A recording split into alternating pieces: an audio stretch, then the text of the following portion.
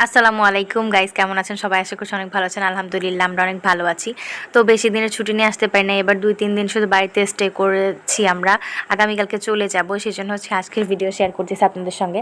তো এখন দুপুরবেলা রান্না করা হবে, এখানে রোস্ট রান্না করা হবে, সেই জন্য চিকেন বের করে রাখা হয়েছে। আর এখানে কিন্তু আমার নানি দেশি মুরগি দিয়ে দিবে আব্বুর জন্য, যেহেতু আব্বু যেতে পারে নাই। আর আমাকে বলেছিল যে তোমাকে হাঁসের মাংস খাওয়াবো, তো এখানে হাঁস কবুতর এসব কেটে ধুয়ে বেছে নিয়েছে, ফ্রিজে রেখে দেবে। আর এই পাশে তাল গরম করেছে, আর তালের পিঠা বানাবে, সেজন্য আটা সিদ্ধ করে রেখেছে। আর এখানে কিন্তু মশলা টশলা সব কিছু রেখে দিয়েছে। আর বাইরে অনেক বৃষ্টি হচ্ছিল, আর আমরা রান্নাঘরে বসে রান্না করতেছিলাম। আর আম্মু এখানে রোস্ট ভাজতেছিল, আর পেঁয়াজ বেরেস্তা করে নিয়েছে যে রোস্টে দেওয়ার জন্য। আম্মু কিন্তু পেঁয়াজ বেরেস্তা করে তারপরে সেই তেলেই রোস্টটা ভাজে, তাহলে নাকি স্মেলটা ভালো আসে। আর এখানে ছিল পোলার চাল। আর তারপরে এই পাশে হেলেঞ্চা শাক, আম্মু খুব হেলেঞ্চা শাক খেতে চাচ্ছিল, তাই আমার মামি বিলের মধ্যে হাঁটু পর্যন্ত পানি ছিল, তারপরে পানিতে গিয়ে শাক উঠিয়ে নিয়ে আসছে, ননদ খেতে চেয়েছে বলে কথা। আর এখানে ছিল দেশি কচুরলতি, তো কচুরলতি খাওয়ার সময় হয় নাই, নিয়ে যাব। আর পাশের বাড়ি থেকে এক ভাইয়া, সে আবার আখ উঠিয়ে নিয়ে আসছে ক্ষেত থেকে, তারপর নানু আবার এখানে আখগুলোকে কেটে দিচ্ছিল। আর এখানে বসে সবাই রুটি বানাচ্ছিল, আর আমি খাচ্ছিলাম। মানে আমি এই রুটিটা বানাইতে পারি না, এটা অনেক নরম তো হয়, তো তালের রুটি। নানু প্রথমে যে তালটাকে খুব সুন্দরভাবে গরুর দুধ দিয়ে জাল করেছে, তারপর তার মধ্যে নারকেল দিয়েছে।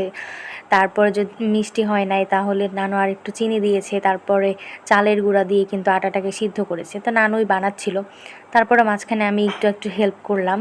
তারপর এখন কয়েকটা রয়েছে, এখন আমি 5-6টা লাস্টের দিকে রয়েছে, তো এগুলো আমি বানাচ্ছিলাম আর নানু ভাজতেছিল। আম্মু আবার ওই পাশে গিয়েছিল, আমার ভাইয়ের ক্ষুধা লাগছে, আম্মু গিয়েছিল ওইখানে খাওয়াতে। আর আজকে কিন্তু পোলাওটা আমি রান্না করছি। আজকে পোলাওটা আমি রান্না করছি, আম্মু রোস্ট রান্না করছে। আর গরুর মাংস আমাদের গতকালকে রাত্রে যে চালের রুটির গরুর মাংস করা হয়েছিল, তো ওইখান থেকে অনেকগুলো গরুর মাংস রয়ে গেছিলো, তো সেটাই গরম করে নেওয়া হয়েছে। আর এই পাশে কিন্তু রুটি সব কিছু ভাজা প্রায় কমপ্লিট। আর এই যে দেখেন পোলাওয়ের পোলাওটা আজকে আমি রান্না করেছি। আর এই চুলায় ভাত বসানো, আর এই পাশে নানু রান্না করতেছিল। তো তারপর আমরা খেতে চলে আসলাম দুপুরবেলা। আম্মু প্রথমে নানা ভাইকে বেড়ে দিল, তারপরে এখন আমাকে দেবে, তারপরে মহিবুল্লাহ তো আগেই খেয়েছে। আর তারপর আম্মু নানু সবাই খেতে বসে যাবে, তো সবার জন্য প্লেট নিয়ে আসা হয়েছে। আমি বললাম যে আমাকে দাও, আমি এক সাইডে চলে যাই। তো এই যে আমাকে দিয়ে দিল। আর আমি রোস্ট দিয়ে পোলাও খেলে তাতে আমার আর গরুর গোশতের দরকার হয় না, আমি রোস্ট দিয়ে পোলাও খেতে পারি। তারপর আমি আবার এখানে পানি নিয়ে নিচ্ছিলাম। আর আমার নানু সবসময় গ্লাস ঢাকার জন্য এরকম ঢাকনা থাকে, তো আমি এই ঢাকনাগুলো আমাদের বাসার এদিকে খুঁজছি, বাট আমাদের এদিকে আমি পাই নাই। আর নানুর এগুলো অনেক বছর আগের কেনা, তো এখন আর ওইগুলো পাওয়া যায় না, পাওয়া গেলে আমি কিনে নিয়ে আসতাম নানুবাড়ির বাজার থেকে। ঢাকনাগুলো আমার খুব ভালো লাগে। তারপরে এই যে খাবারটা মাখিয়ে খেয়ে ফেলতেছিলাম, মানে রোস্টটা দারুণ হয়েছিল। আপনারা যদি রোস্টের ভিডিও আমার চ্যানেলে আপলোড করা আছে, আপনারা যদি ভিডিওটা দেখে রোস্টটা ট্রাই না করেন, তাহলে আপনারা বুঝতে পারবেন না যে কতটা টেস্ট হয়েছিল।